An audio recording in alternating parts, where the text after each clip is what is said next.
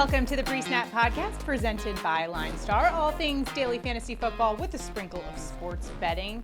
Alongside Tyler Riemann, I'm Shannon Somerville. It is week 16 in the NFL, and we've got your daily fantasy projections, some sleeper picks for you ahead of this monster weekend of games where we also have some weather implications. I feel like I have to be a meteorologist when I'm looking at this slate of games.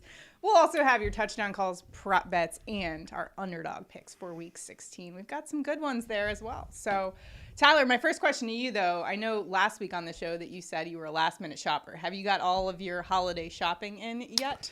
No. Nope. I got to do it all. That does not surprise me. I got to do it all still. And as we talked about last week, you know, I'm usually like a Christmas Eve type shopper. There you go. I realized we have a full slate of games on Christmas Eve, so now I'm a 23rd type shopper.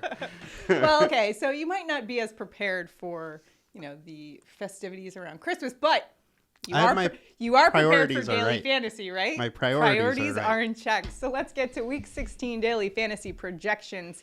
Starting off with the quarterbacks. The first quarterback we're talking about is your MVP frontrunner, Patrick Mahomes, who leads the NFL in passing yards by almost 500 yards. He's averaging about 350 yards per game over the last 8 games, leading the Chiefs, the number one offense in DVOA, going up against a Seattle defense that's basically unraveling before our eyes. They rank 25th in DVOA. How do you evaluate Patrick Mahomes' fantasy ceiling for this week? Yeah, I mean, it's pretty simple here. Yeah. It's the best quarterback versus the worst offense or worst defense. So I understand why the field's going to go here. He is likely going to be the most expensive highest owned quarterback here. So, I mean, I get it. The only other way to look at it is maybe they get into a big early first half lead and then they run the ball to end the game. But it's KC. They don't really do that. They kind of just leave it with Mahomes and let him do his work. And this defense has been so bad lately that they've let Houston and the Rams stay with him. So a good play there for fantasy. I do want to ask you a question about weather implications. For this game in particular, it's supposed to be a cold one, temperatures 15 degrees. How do you evaluate daily fantasy projections when you are considering weather overall? So with the projections, weather should already be calculated a little bit in there.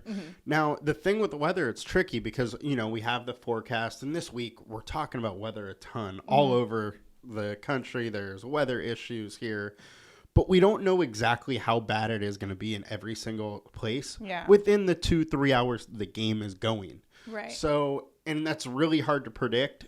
Sometimes people will overinflate the issue like we saw last week with Dolphins versus Bills. So I think you got to look at it. You got to consider it. But if the field is going way too far on one side or the other, you can take advantage of it. Another player to take advantage of in daily fantasy. Let's move on to our second quarterback here. Loving this pick. The man, the myth, the mustache. It's Philadelphia Eagles backup quarterback Gardner Minshew in there for Jalen Hurts, who is out this week. Now, he's actually one of the best backup quarterbacks in the NFL. He had to come in last year, played against the Jets, put up 252 passing yards and 2 touchdowns. He did play against Dallas, and they did kind of get their butts kicked a little bit. But this year is a different story. He's got a different supporting cast around him. He's got the best wide receiver duo in the NFL in Devontae Smith and A.J. Brown. He's got Miles Sanders, who's 5th in the NFL in rushing yards. He's got tight end Dallas Goedert, who's back from shoulder injury this week. Haven't talked about the offensive line. They are 7th in pass run blocking. So, and then you've got the defense on the other side of the ball. That's also 2nd in DVOA. So when you look at Gardner Minshew's shot for this week, going up against a good Dallas defense, what do you make of his prospects? Yeah, I like his prospects a lot. I through my vacation this week, you know, I didn't really shave. I thought about coming in with the Minshew mustache.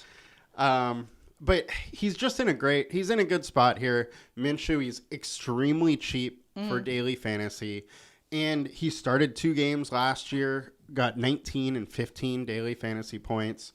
So I think there's upside here. You're talking about over 3x, salary is that 15 mark. So it lets you do a lot with the rest of your team having that big salary savings. In Dallas over the last 4 weeks, they're 20th versus the quarterback. I think there's a lot to like here. He has a lot of weapons, and that 15 and 19 number was without A.J. Brown last week, and one of those was against Dallas as well. That Dallas defense definitely got humbled by the Jacksonville Jaguars and Trevor Lawrence last week. They haven't been that great lately. Mm-hmm. Inconsistencies across the board. And Gardner Minshew is a guy who is tough. Don't you remember? This is the guy who tried to break his own hand with a hammer to gain an extra year of eligibility back in college. I mean, he is basically the Chuck Norris of the NFL. I feel like he could probably catch fish with his bare hands. I feel like you gotta love Gardner Minshew. So maybe some Minshew magic is in the forecast for the Eagles this week as they look to lock up that 1 seed. So we'll see if they can do it against Dallas. They basically have to win one of the next 3 games. Their next game is against the Saints. So they should be able to wrap that up. Let's move on to our running backs. And what do you not like about Christian McCaffrey? What an awesome running back, averaging 110.7 yards from scrimmage. That's third among running backs.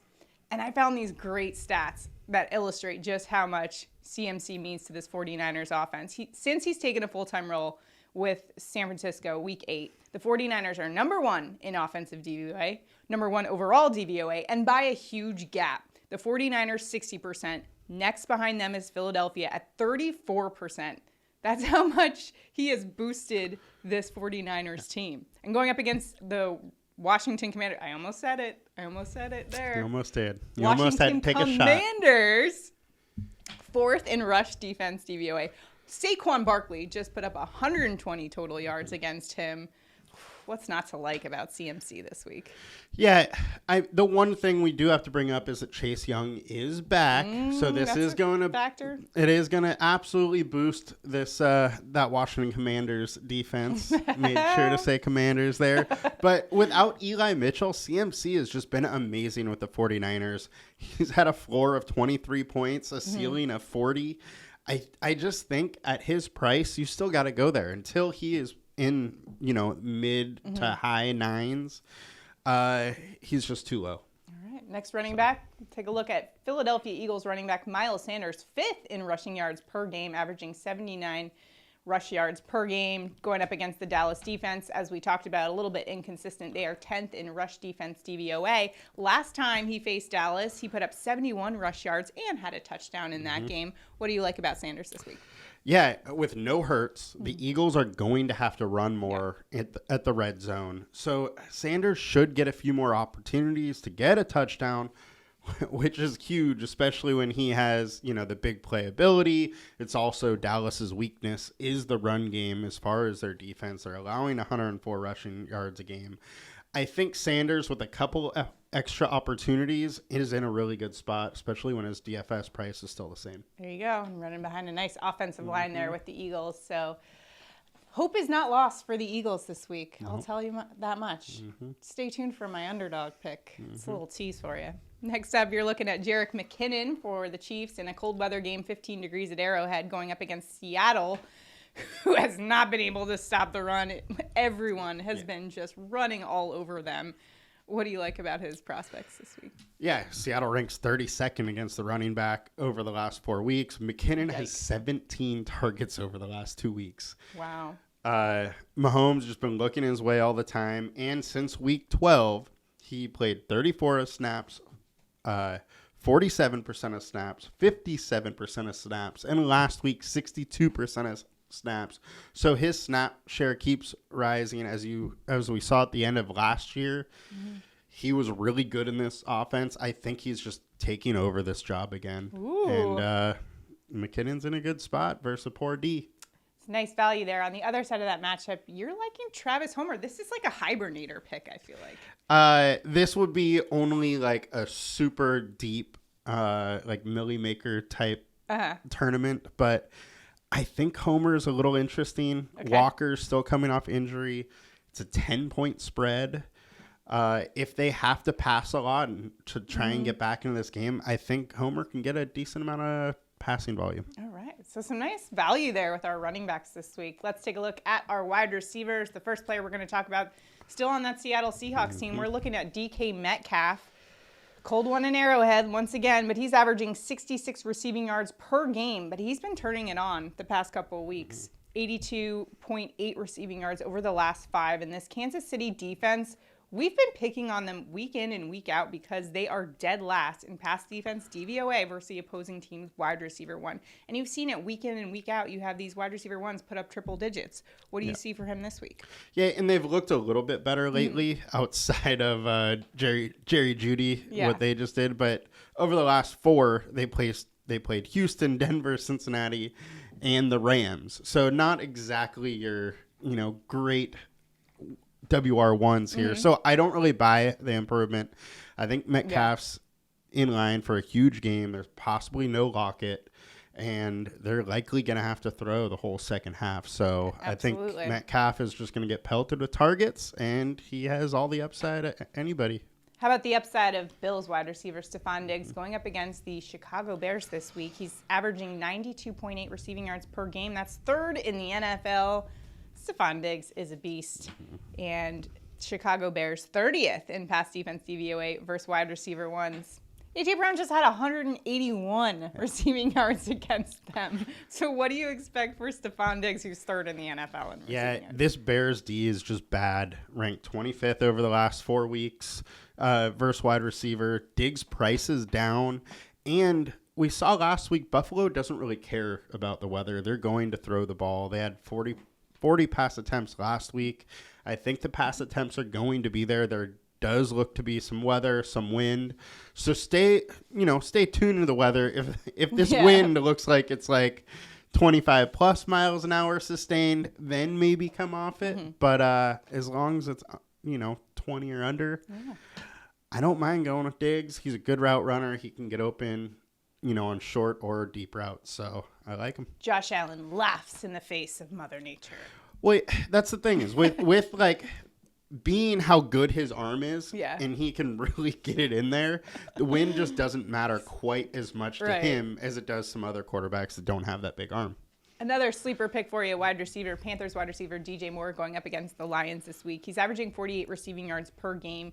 He's had a touchdown 2 of the last 3. Love that for fantasy purposes. And going up against a Detroit Lions defense that does rank 18th in pass defense DVOA versus opposing team's wide receiver one. What are you thinking here with Moore this week? Moore's just in a good spot. He's a really good wide receiver. He's medium priced, it's a nice middle ground price, and he's in a great matchup. Detroit ranks 31st versus the wide receiver on the season, and over the last 4 weeks, they've been very consistent at being a bad defense. So I think he's just in a good spot here, and you kind of got to take that price discount and go with it. Still don't like talking about the Lions after they beat the Jets last week. Yeah. That one hurt. That one hurt my soul.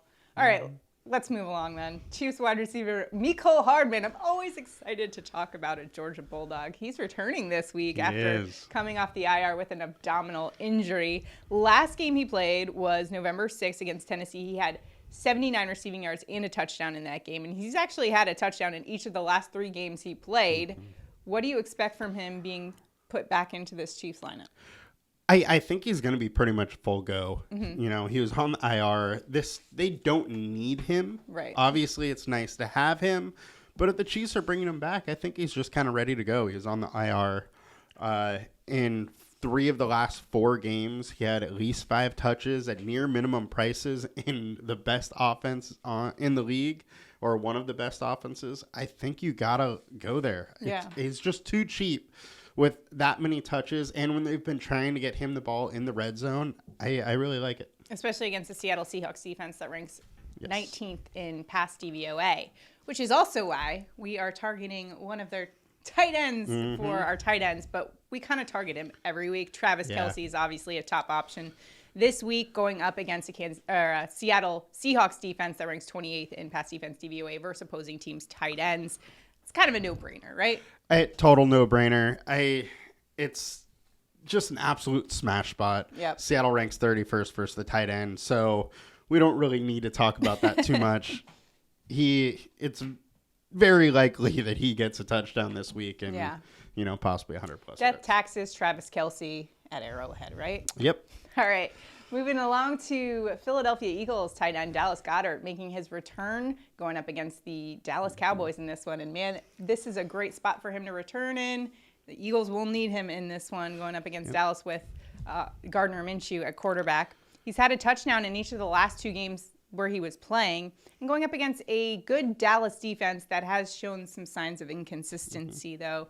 What do you expect from Goddard in his first game back? So in the 2 games that Minshew started last year, Goddard had 6 receptions for 105 yards and 2 touchdowns. Okay. And in the other game, he had 12 targets, 6 receptions for 92 yards. There was no A.J. Brown there, but Minshew obviously likes Goddard, obviously wanted to target him, and I kind of expect we're going to see a little bit of that this week. And with Kelce being in such a good spot, I think one of the only real tight ends that have that big upside is Goddard. Something else to keep an eye on that I forgot to mention was Micah Parsons is dealing with an illness. Yes. And Trayvon Diggs as well. Yeah, yes. Trayvon Diggs as well. So something to keep an eye on and note as we move closer to game time, and definitely just double check on that because that's a huge advantage for guys like Dallas Goedert in this one. How about a deep sleeper, another hibernator? Jordan Akins. Yeah. So 5 targets in 3 of the last 4. He's almost minimum priced. This is more of a DraftKings play because on FanDuel, the minimum for tight ends is just a little too high. But Tennessee ranks 31st versus tight ends over the last 4 weeks. I think he's going to get, enough targets and enough run to make him a flyer. Yeah, last week he had a touchdown, 22 yards against Kansas City. So, hey, why not, right? Yep, especially if he gets those touchdowns for you. Yeah, and a couple weeks ago he had 50 yards or something. So, hey, yeah, he can do it. He can definitely put up some receiving numbers there as well. Speaking of touchdowns, before we get to our touchdown calls, I do have to tell you that all of this information is available to you on the LineStar app. All the analysis, the analytics, every stat you could possibly need to dominate in daily fantasy, plus our lineup optimizer. Make sure you check it out, linestarapp.com. Now it's time for our touchdown calls for week 16. Tyler, where are you going to head for your touchdown call this week? I'm going with the obvious pick, Travis Kelce. Yeah. Get a touchdown versus Seattle in Arrowhead. Seattle just can't stop the tight end. Let's go, Kelce. 'Tis the season for tight ends to dominate. My last 2 touchdown calls have been tight ends, and we're just rolling with that trend because they've come through for me. Tyler Higbee, George Kittle. Let's get it done this week with Vikings tight end TJ Hawkinson at plus 220. Love that price tag there. He's got 4 touchdowns on the year, 8 red zone targets the last 8 weeks, so he'll get a shot, and I like his shot because he's 6'5", 238 pounds, going up against a New York Giants defense that ranks 32nd in pass defense DVOA versus tight ends. He's in a great spot this week. Give me Hawkinson for a touchdown. I like it. You think the Giants are going to make the playoffs? The Giants? Ooh, I don't know. How gross is that? We would never have thought about that at the beginning of the year. I didn't think the Jets would have a realistic chance either. They still got a shot as well. So. But the ice cream kid's happy. He sure is. Yeah. Well, he hasn't been happy the past few weeks. Jets have lost 3 in a row, but hopefully that can... Do you think the Lions make the playoffs? Yes. Oh, I like it. Yes, I do. They have the easiest schedule moving forward. They've been playing great. And the most interesting thing to me is they stopped playing so conservative. They've started throwing right out the gate instead of waiting to get behind before throwing. Now, I do have to note, I did think that last game against the Jets was more Jets beating themselves. I think had Mike White been in there, different story. But you know what? They're getting it done. They're getting it done away from home, which was one of the criticisms we had at Jared Goff was, can he actually take this circus on the road and perform? But he has, to his credit. And with that home road split, too, he has played some difficult defenses on the road. So it does... Skew it a little bit? Skew it a little bit, yeah. All right, now it's time for our prop bets for Week 16. Tyler, where are you headed in the prop market this weekend?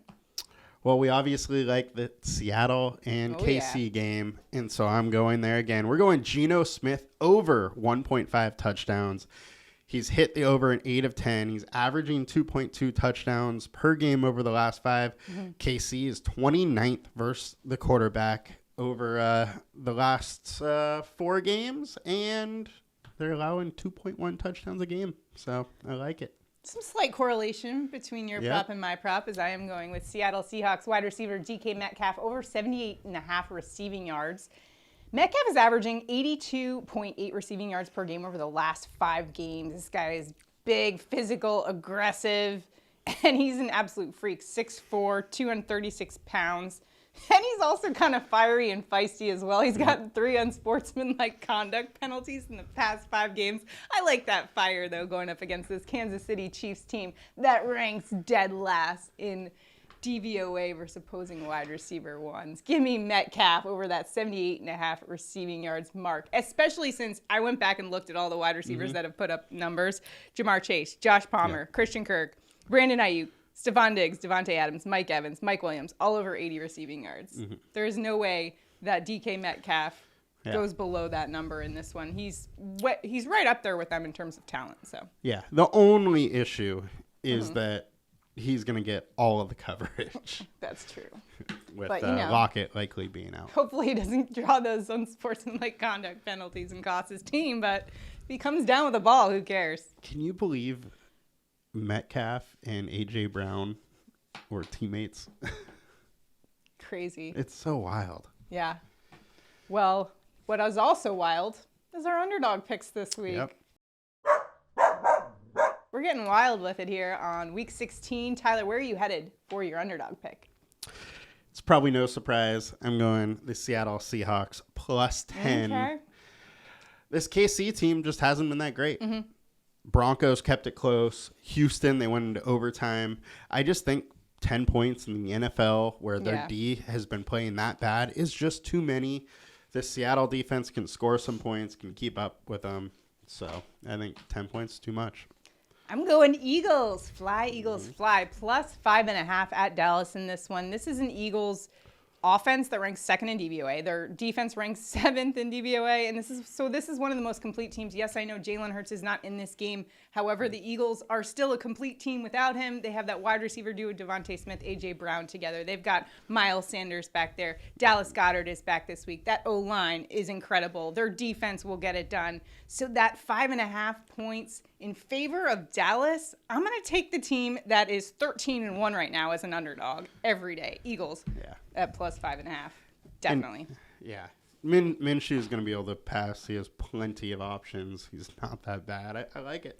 Also, I think the Eagles have blackout uniforms this week. And oh, boy. So that gets you a boost automatically. I'm always a fan of when they have these. It is in Dallas, correct?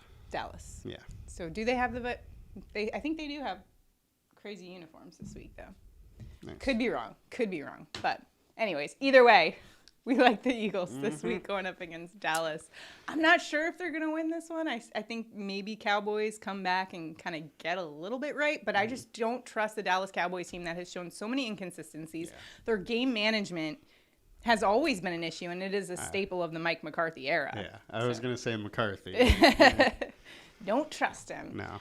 With that being said, I think CeeDee Lamb might be a little underpriced, even though Eagles have been good against wide receivers. There you go. That's a nice little play there. For all of your analysis information, make sure you check out linestarapp.com for everything to dominate in daily fantasy, and check out our Props Edge Plus tool to help you dominate the prop markets. And if you're watching us on YouTube right now, make sure to like this video, subscribe to our channel, and sign up for those notifications. We're coming out with our props videos. We've got NFL Week 16 props coming out tomorrow, so make sure you are tuned in for that and sign up for notifications, because a lot of times the lines will change, and we'll talk you through some of the weather conditions and maybe some props to take advantage of this week. So good luck to you in all your daily fantasy and prop betting. We'll see you guys next week. Happy holidays. Bye.